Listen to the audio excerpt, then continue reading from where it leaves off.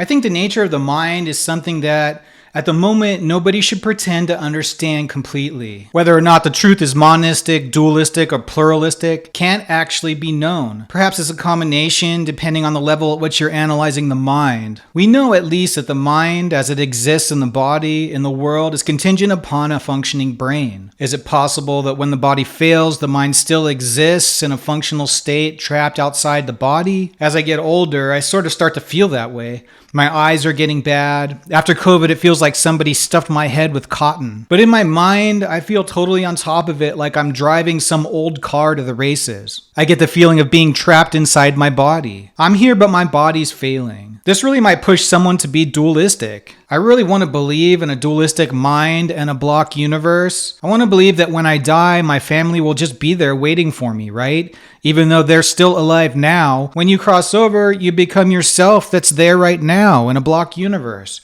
There's no time lost. The family you left still lives their lives out in this reality that you just left, but you don't miss them because you're immediately with them in the block universe as you pass to the other side. I really want to believe that reality isn't what it seems to be and that we just cease to exist. Our families march to their deaths tragically hurt. Our causal power reverberates out into a universe that will eventually collapse into its own wave. In this moment, this is the existential condition of understanding the truth through observation. I do understand religion tries to cure this, but at what cost to life in the world now? I do encourage you to free your mind and explore reality for what it is.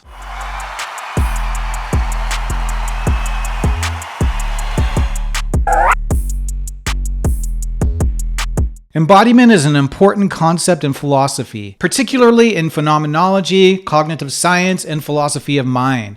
It refers to the idea that our consciousness, cognition, and experience are fundamentally shaped by the fact that we exist as embodied beings in the world. Key philosophical perspectives on embodiment: phenomenology. Philosophers like Edmund Husserl and Maurice Merleau-Ponty emphasize the importance of bodily experience in shaping our perception of the world. They argued that our bodies are not merely instruments of the mind, but active participants in our understanding. Existentialism. Existentialists like Jean-Paul Sartre and Simone de Beauvoir explored how our bodies and our embodiment in the world influence our sense of self and our experience of freedom and limitation. Cognitive science. Cognitive scientists have explored the relationship between the brain, the body, and consciousness. They have argued that our cognitive processes are deeply influenced by our bodily states and our interactions with the environment. Key themes in embodiment philosophy. Bodily perception. How our bodies shape perceptions of the world, including our sense of space-time and self. Agency and freedom. The role of the body in our experiences of agency and freedom, as well as our limitations. Intercorporeality. The ways in which our bodies interact with the bodies of others, shaping our social and interpersonal relationships. Ethics and politics. The ethical and political implications of embodiment, including issues of disability, gender, and race. In essence, the philosophy of embodiment seeks to understand how our bodies are not merely passive vessels of the mind, but active participants in our experiences of the world. By exploring the relationship between mind and body, philosophers have challenged traditional dualistic views and opened up new avenues for understanding human experience. The difference between the way reality is and the way we perceive it